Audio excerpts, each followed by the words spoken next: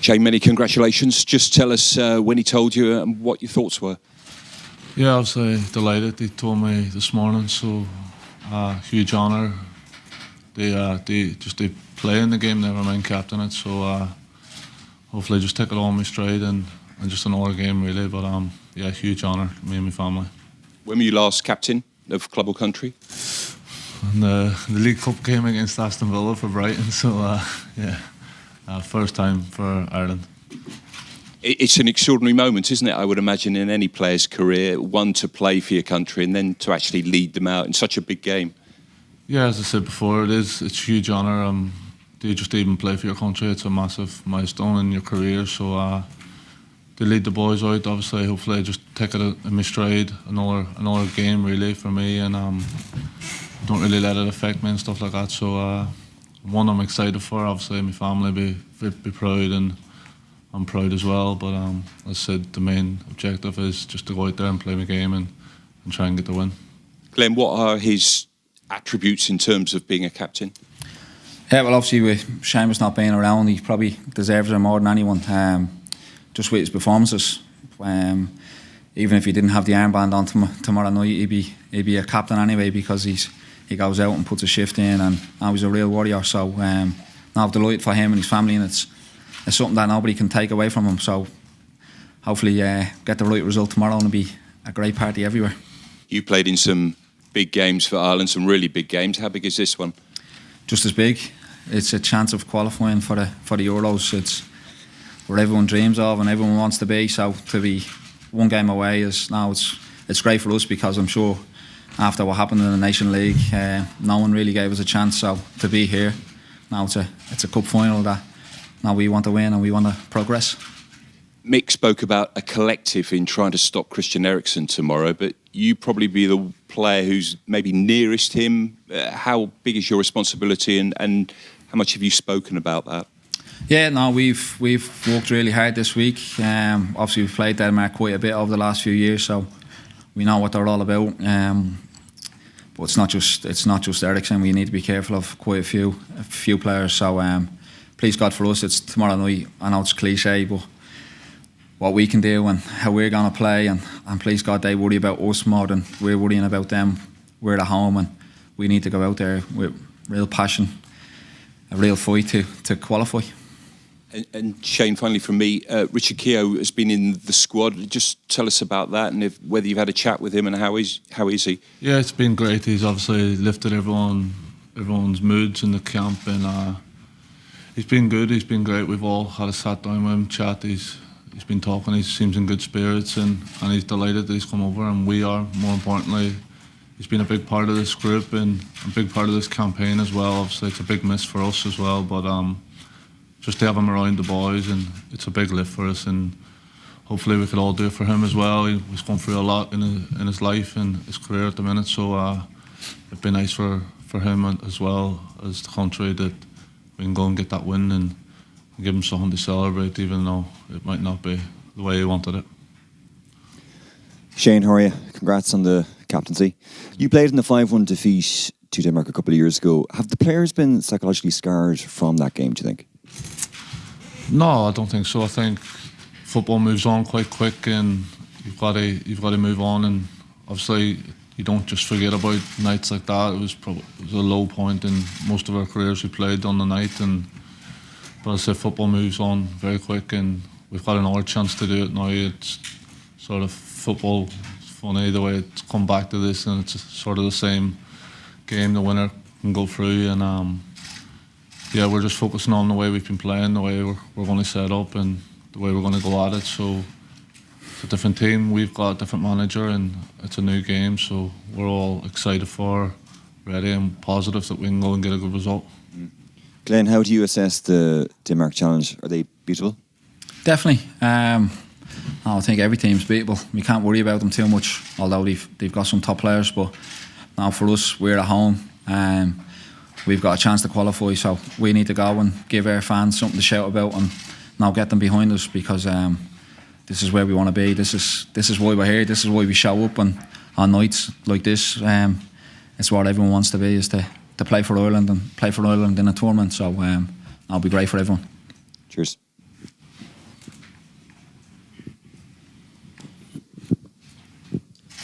Shane, Ireland have meet Denmark 5 times now in the last 2 years. You have not won. Yeah.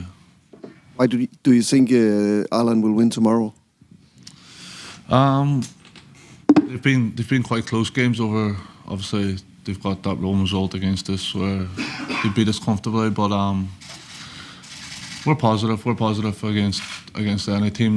Not just Denmark. We think we can beat anyone on the night if we perform their best. And we've been close to beating them. So I said, new game we're all ready for, and we know their strengths, we know their weaknesses, and we've played them that much over the last few years where you sort of get to know them very well, and obviously we've done work on them, so we know their strengths, and we're positive, as I said. Just go out there, play our game, and get the Aviva rocking, get a good start, get after them, and hopefully we can have a good night. Gents, just interested about your takes on this question. In terms of Denmark and the way they play, 2 front men who are supposedly wide men have a tendency to really come in and run that channel sort of between your centre-half line and I suppose, Glenn, where you play. How difficult is that to pick up? Do you have to sit deeper, Glenn, or Shane, is it a case of pushing that line up further? And, you know, you've obviously got the centre-forward to look at for, and then you've got Christian Delaney coming through as well. So how does that work really, just in terms of both? Yeah, now they've got a formation that really suits them, and now it works really well for them. I think away from home and the 1-1 draw, we noticed that quite early. So listen, you can look after Christian, but then you know Poulsen and Brightway's coming in the other side. So now we'll have a way of playing and a way of stopping them, hopefully. But I think for us, please God, if we're both playing, that now me and Shane need to be definitely on our toes, because they've got some top class players. So, but like I said before, please God, they're worried a little bit more about us than what we can do stopping them, because we're at home. It's the Aviva, and now we need to get it rocking. Yeah, it's same really.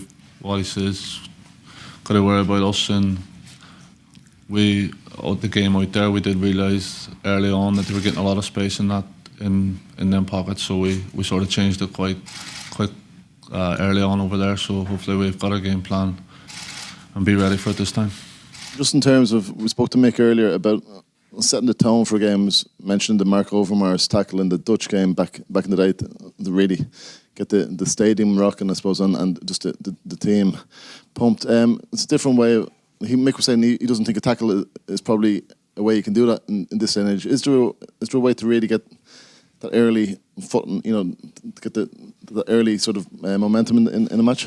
Yeah, well, I think a tackle could do it. I think if you get a good tackle, a hard tackle, and I'll get the lads going and gets the fans going.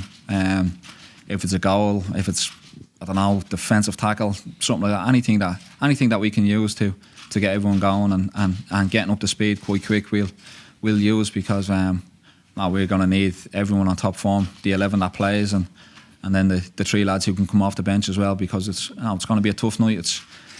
It's not going to be easy, and now please God, Denmark, they know that as well, that they're coming in for a tough game and a hard game.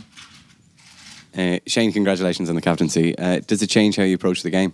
No, certainly not. I said same mindset, same goal as every game that I play for Ireland, is just to go out there and try and play well with the lads and for my country. So same mindset, same things, and same Shane. So yeah.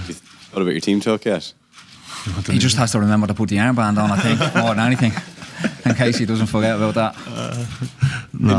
In terms of leadership or captains, I mean, you would have played with so many great captains throughout your career. Like, I mean, would you style any kind of leadership on anyone? Or? No, I just think I'll sort of be myself, and it's got me where I am now at the minute, and the lads will know me quite well the way I am, and I just sort of be the same Shane, be the same me around the place, but when I step over the white line and just be that Shane, which hopefully I've done for Ireland over a couple of years now, and just don't change, and hopefully it can kick me on and go on and just keep progressing my career. I feel like I'm in a good place now and keep pushing on and try and better myself, but Nothing changes. And Glenn, like, I mean, Irish football has had these, great one-off nights against big opposition the last 10 or 15 years when perhaps we've been written off by some of us. You. By me particularly, yeah. But, like, are you confident that tomorrow night can be another one of those? Definitely. Keep saying it. This is what we want. This is why we're here. This is why you rock up for the friendlies when you could be on a beach having 4 or 5 days off. This is why you play for your country, is to play in these games. There's kids out there who were dreaming to play for Ireland, and both of us were both kids at one stage. So I think it's a little bit different for me because just that little bit older than Shane. But now it could be the last big night for me. So now I'm going to cherish it, and I'm going to enjoy it as much as I can, even though it's now it's a nerve-wracking big game. Yeah. Are you thinking that consciously going in that this might be the last big night then? Yeah, definitely. For me to get a second bite of the cherry as it is, to come back around, and now to, like I said, I was taken away from me and I was never going to play for my country again, to please God hopefully get picked tomorrow to play in possibly one of the biggest games that Ireland have played in. So now for me, I'm going to cherish it. I'm going to take her on board, and although it's nerve-wracking, it'll be tight, hopefully now I'm going to enjoy it as much as I can. Good luck, lads. Morning, lads. Glenn, Ugo Harada, the Danish coach, was speaking in advance of this game, saying because we've played each other so often, I don't think we can surprise each other. Mick kind of disagreed in the last few minutes, that he said, I think we actually can surprise Denmark. Where do you stand on that? Do you think it's possible to surprise each other given the frequency with which you've played them? We can surprise them because Big Duffy's playing up front tomorrow. Now, listen, I think for us, I think both nations are probably getting a little bit sick of each other. Obviously, the Danish reporters, like he said about playing 5 times, whatever it is, but we haven't got the win. So that's our motivation. There we go. He's brought it up. Let's use that. We haven't beat them in 5 games or wherever it is. So why not tomorrow night? So we'll be using everything that we can. The 5-1 result that you've talked about, not beating them, whatever it may be, we're going out because, like, no one gave us a chance to be here. We're one game from qualifying. So now we need to use that. And Shane, congrats on the captaincy, first of all. Not to dwell on the 5-1 too much, but obviously Mick wasn't involved either. But is that a game that you've kind of spoken about in the build-up? Is that something you're hoping to feed off? Maybe revenge is obviously a word that's come up in the press as well. But is that a game that's been spoken amongst the squad in the build-up to this game at all? No, not really. I think before you've got that game's in the past and it's gone and dusted. You move on, and we've played them twice, 2 or 3 times since that. So you move on from that. Everyone's had bad nights in their career, and we've all had them. And that's the thing. We move on. It's a new night, as Glenn's saying there. It's a big opportunity to go and to actually go beat them this time. That's our motivation, to go and win. And as I said, Mick weren't here. It was an old manager, different style, different players, and that's what we're doing. So we've got a way of playing, and we're all excited. And as I said before, the surprise is what Glenn says, the motivation to go and actually get that win and 1 game away from the Euros, which is what we're all dreaming of. Yeah. Just these last ones. Yeah, Andreas from Danish radio. Hello.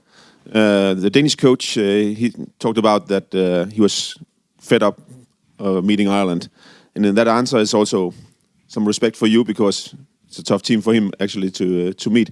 But are you fed up meeting Denmark, or how do you see it the other way around? I wouldn't say fed up. Obviously, when you see each other and you play against each other so many times, it's difficult because it's the same players. You're watching the same videos, the same clips of goals conceded, goals scored. So no, but listen, for us, it's, if we had a chance to play against anybody tomorrow night and beat them to qualify, now we would have stepped up against anybody. So not just Denmark, but we know it's going to be a tough game. They've got some top players, so we need to be on form, and we need to have more players on form tomorrow than Denmark to get the result. And please God, that's what we're after.